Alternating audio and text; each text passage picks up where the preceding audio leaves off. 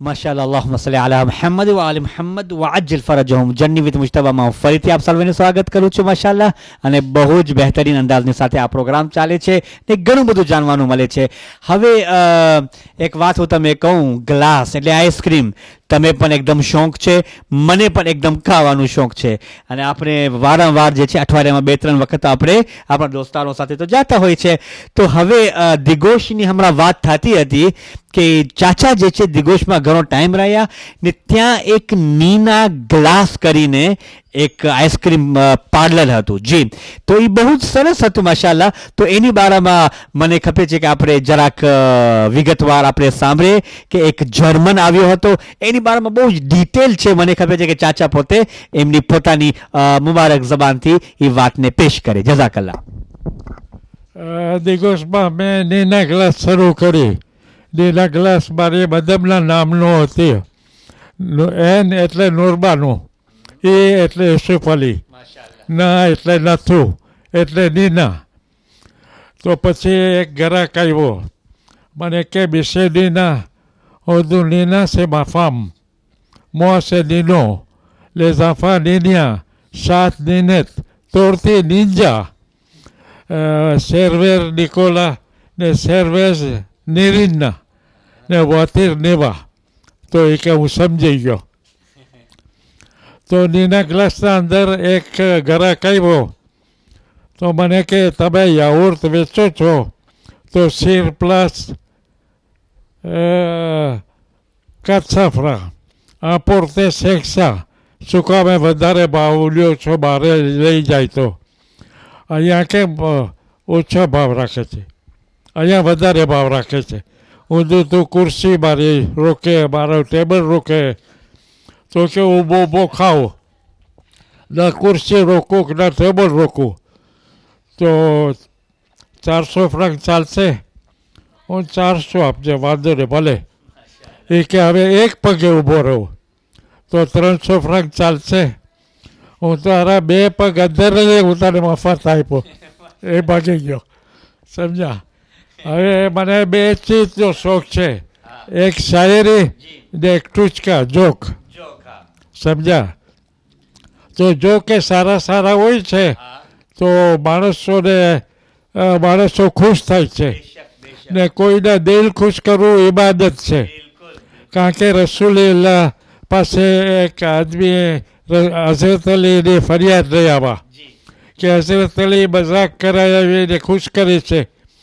તો કે ખુશ કરવું એ ઇબાદત છે. કારણ કે હઝરત અલી રસૂલલ્લાહ ને હઝરત અલી અલૈહિ સલામને એટલો વ્યવહાર હતો કે એકબીજા મજાક કરતા હતા. તો એક વખતે ખજૂર ખાતા હતા રસૂલલ્લાહ, હઝરત અલી ને ઘણા અસાબો. ખાઈ લીધા પછી રસૂલલ્લાહ કે જેણે વધારે ખજૂર ખાધી હોય તો 2 ઉપરથી હિસાબ થશે. રસૂલલ્લાહ પાસે એકે ન મળે, હઝરત અલી પાસે ઝાઝા હતા. તો હઝરત અલી વધારે મજાક કરીને કીધું મેં તો ખાધી છે પણ એક જણા થરિયા સાથે ખાઈ રહ્યા છે. સમજ્યા? આવી તો કઈ કોમિક વાર્તા કરેલી છે, બોધદાયક. સમજ્યા? ના માશાઅલ્લાહ, આપણે બહુ જ મજા પડે છે ને આવા આપણા બુઝુર્ગોની સાથે આપણે આ બધું બેસે. તમને ખબર છે આવી વસ્તુઓ આપણો એક્સપિરિયન્સ મળે છે. આપણા ઘરમાં પણ બુઝુર્ગો સાથે અમે બેસતા હતા અને ઘણી બધી વાતો કરતા હતા માશાઅલ્લાહ. તો આપણા માટે એ એક મોટો છે કે મોટો સૌભાગ્ય છે કે ખોજા ટીવીમાં બેઠા બેઠા આપણે બુઝુર્ગોની ઝિયારત પણ કરે છે ને એ લોકો સાથે પણ કાંઈ ને કાંઈ અભ્યાસ લઈએ છે. તો ઇન્શાઅલ્લાહ તાલા એક નાનકડો બ્રેક આપણે પાછળથી ફરીથી લઈ લે અને ચાચા પાસેથી એક નાનકડા ટૂચકા પણ આપણે સાંભળશું ઇન્શાઅલ્લાહ. જેથી હમણાં ચાચા કીધા ને કે હસવું જોઈએ, ખુશ રહો અને બીજાને ખુશ કરાવો. એ બહુ જ સવાબ છે. કારણ કે જે ઇન્સાન પોતે ખુશ રહેશે તો એ બીજાને ખુશી આપી શકશે. તો બસ ઇન્શાઅલ્લાહ તાલા થોડીક વારમાં આપણે એક નાનકડો બ્રેક લઈ લે. અને જી ચાચા, એક વખતે બસના અંદર મારો પાડોશી મને સ્વિંગમ આપી. તો સ્વિંગમ હું ચાવતો હતો. મને છીંક આવી તો સ્વિંગમ ખુરશી નીચે પડી ગઈ. તો હું ગોતતો હતો. મને કે મૂકી દે ને, દોડવાળી થઈ ગઈ છે, હું તને બીજી આપું. પણ હું સ્વિંગમ નથી ગોતતો, હું મારા દાંત ગોતું છું. મારે વાત ના જાય ને તો બધા કે છે આ બોખો છે. સમજ્યા? માશાઅલ્લાહ. તો કેટલી સરસ વાત કરી માશાઅલ્લાહ. અને આ ચાચા એકદમ મજાકી છે માશાઅલ્લાહ, જેથી કરીને હસમુખ ને હકીકતમાં જીવન જે છે એ ખુશીથી અગર આપણે પસાર કરે તો એનું અલગ માન્ય રાખે છે. જઝાકલ્લાહ. તો ઇન્શાઅલ્લાહ તાલા આપણે ફરીથી નાનકડો બ્રેક લઈ ને આપણે ચાચા સાથે અનેક વાતો કરશું ઇન્શાઅલ્લાહ. અને જેથી કરીને તમે પણ ખુશ થશો અને બીજાને કોશિશ કરજો કે એ પેગામ પહોંચાડો. જઝાકલ્લાહ.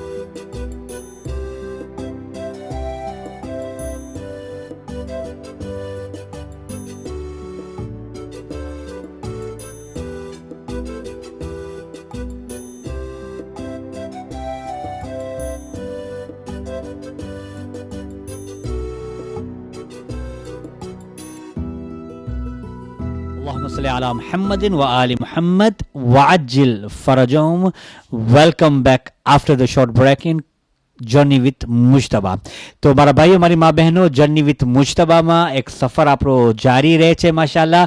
એક જિંદગીની એક ડિટેલ આપણે સાંભળ્યા એક બુઝુર્ગની. હવે આપણે એક અલગ મેદાનમાં આવે છે, આપણે આવ્યા છે અહીંયા, તો એક લાભ લઈ લે આપણે. અને ઇન્શાઅલ્લાહ તાલા એમની શાયરીઓ તો આપણે ખોજા રેડિયોમાં અને ખોજા ટેલેમાં તો આપણે સાંભળે છે અને જોઈ છે. અત્યારે હું ચાચાને સવાલ કરીશ કે આમ માશાઅલ્લાહ જે એમને શાયરી લખતા હતા અને કેવી રીતે અને કયા કયા માણસો એમના સાથે જોડાયેલા હતા, અને રાંધેરી હમણાં વાત કરતા હતા, અને પછી એક વોરો હતો, એની બારામાં પણ એક વિગતવાર બયાન કરશે ઇન્શાઅલ્લાહ, જેથી કરીને આપણે એકદમ મજા પડશે. જઝાકલ્લાહ. આસિમ રાંદેરી ઇન્ડિયાના મશહૂર શાયર જ્યારે તમાતા આવ્યા, મને સમાચાર મળ્યા કે તમાતા આવેલા છે, તો મેં એને દિગોસ્તી કાગળ શાયરીમાં લખ્યો. પણ શાયરી તે વખતે મારે દંડલા વગરની હતી. એનો પછી રીમેશેવાનો કાગળ આવ્યો કે તમારો કાગળ મળ્યો, હું બહુ ખુશ થયો છું, અને દિગોસ આવી અને તમને સમજ પાડીશ કે શાયરી કેમ લખાવાય. દિગોસ આવીને બંનેને સમજ પાડી બરોબર કે શાયરી કેમ લખાવાય. ત્યારથી હું શાયરી લખતો થયો. પછી વહીબારમાં એક કપાસી વોરો બહુ ભણેલા છે અને શાયર પણ છે, એની દીકરી કસમ સેનાઈમાં કામ કરતી હતી. તો મને એમ થયું કે હું આને કપાસીને મોકલાવું મારી શાયરી. તો મેં એની દીકરીને આપીને કીધું તમારા બાપાને મોકલી આપો. એને એના બાપાને મોકલાવી આપી. તો ત્યાંથી મારી શાયરી પર, મારી શાયરીના ઉપરથી એની ડબથી શાયરી લખીને મને પાછી મોકલતા. ત્યાર પછી બીજા આપણા નેરોબીમાં આપણી કોમના શાયર છે, એનો કાગળ છે કે તમારી શાયરી જો કોમના અંદર અર્પણ નથી થઈ તો હું દિલગીરી દેખાડું છું. ત્યાર પછી અમુક ભાઈઓના પણ કાગળ છે. અમુક મારા પાસે લોકાશોમાં માંગે, લોકાશોમાં કે તમે કેટલું ભાડું લ્યો છો તો અમે તમને પૈસા મોકલીએ, તમે શાયરી મોકલાવો. પછી અમુકને મેં મફત મોકલાવી. ઘણાને મેં શાયરી આપેલી છે. સમજ્યા? સુબહાનલ્લાહ, માશાઅલ્લાહ. જોયા આપણે એક ટૂંકમાં પરિચય આપ્યા. કહે છે ને કે જાણે જે વસ્તુમાં અગર આપણી શોખ, ધગશ, મહેનત અગર એની સમાયેલી હશે ને તો જરૂર એનું લાભ થશે. માશાઅલ્લાહ. અલ્લાહુમ્મા સલ્લી અલા મુહમ્મદ વ આલી મુહમ્મદ વ અજ્જિલ ફરજહુમ. મારા ખોજા રેડિયોના સાંભળનારાઓ અને ખોજા ટીવીના જોનારાઓ, જર્ની વિથ મુજતબામાં ફરીથી આપ સર્વેને પ્યાર ભરા સ્વાગત કરું છું. અત્યારે બસ આ પ્રોગ્રામ જે છે આખિરમાં અંતમાં પહોંચે છે, પણ આપણે આ પ્રોગ્રામને અંતમાં નહીં લાવી શકે જ્યાં સુધી એનાથી મોર આપણે ચાચા પાસેથી કાંઈ પૈગામ ન લે, કાંઈ શીખ કે કાંઈ ભણામર આપણે નહીં લે, કાંઈ મેસેજ જે આપણે લેવાનું હોય એ આપણે નહીં લે, એ પ્રોગ્રામ ખલાસ થઈ જ નથી શકતો. તો હાલો આપણે ચાચા સાથે એ વાત કરીએ છીએ કે ચાચા, કઈ સંદેશો, પૈગામ, તમે મેસેજ શું આપવા માંગો છો આપણા નવજવાનો માટે, આપણા કોમ માટે, બધાય માટે? મારો છેલ્લો મેસેજ છે કે ખોજા ટેલિવિઝન અને ખોજા રાડિયો જે આપણે વાંચે કરેલ છે તેને તો બહુ બધાને હિદાયત મળે છે. અમરબીલ મારૂફ અને નાઈનલ મુનકર તો ખાસ જરૂર છે. તો અલ્લાહ તાલા જે લઈ આવી છે અહીંયા તેને અલ્લાહ તાલા આબાદ રાખે અને ટેલિવિઝન રેડિયો આબાદ રહે હજારો વર્ષ, હર વર્ષ કે દિનો 50,000. બીજું ગુજરાતી ભાષા શીખાડે, કારણ કે ગુજરાતી ભાષા આપણી ભાષા છે. તો દેશને છોડી પરદેશથી શીખી આવ્યો, પરદેશી વાણી એટલે ભાષા. વોટર કરતા મરી ગયો, ખાટલા નીચે પાણી. તો વોટર કરતા મરી ગયો તો કોઈને સમજ ના પડી કે પાણી માંગે છે, કારણ કે જો પાણી માંગ્યું હોતે તો ખુશીથી પાણી પીને મર્યો હોતે. તો ગુજરાતી આપણી ભાષા છે તો ખાસ જરૂર છે શીખવાની, અને બચ્ચાઓને ખાસ ગુજરાતી ભાષા શીખાડે. પરદેશી ભાષા શીખાડવાનો વાંધો નથી, પણ માતૃભાષા તો ખાસ જરૂર છે. બધા કોમ માટે હું દુઆ કરું છું, આબાદ રહે. સમજ્યા? ખુદા હાફિઝ. માશાલ્લાહ, બહુ જ સારો સંદેશો હતો જે માતૃભાષા ઉપર ચાચાએ પ્રકાશ પાડ્યો હતો. ખરેખર ખુદાને ન ભૂલવું જોઈએ, માત્ર સમાજને ન ભૂલવું જોઈએ, પોતાની માને ન ભૂલવું જોઈએ, અને માની જે માતૃભાષા છે, મધર લેંગ્વેજ, એ પણ આપણે ન ભૂલવું જોઈએ. આપણે બીજાની ભાષા લઈએ, હાસિલ કરે, ઇલ્મ વધારો કરે, પણ આપણી ભાષામાં કોઈ દિવસ પણ કમી ન લાવી જોઈએ. તો મારા ખોજા રેડિયોના સાંભળનારાઓ અને ખોજા ટીવીના જોનારાઓ, ખાસ કરીને જર્ની વિથ મુશ્તબા આ પ્રોગ્રામને તમે સુનેરી બનાવવા વાળાઓ, ઇન્શાઅલ્લાહ તાલા આવા પ્રોગ્રામો અમે હંમેશા તમારી ખિદમતમાં પેશ કરશું. અંતમાં આપણે બધાય મળીને દુઆ કરીએ કે પાક પરવરદિગાર આવી બુઝુર્ગ હસ્તીઓનું સાયો હંમેશા અમારા સર ઉપર કાયમો દાયમ રહે.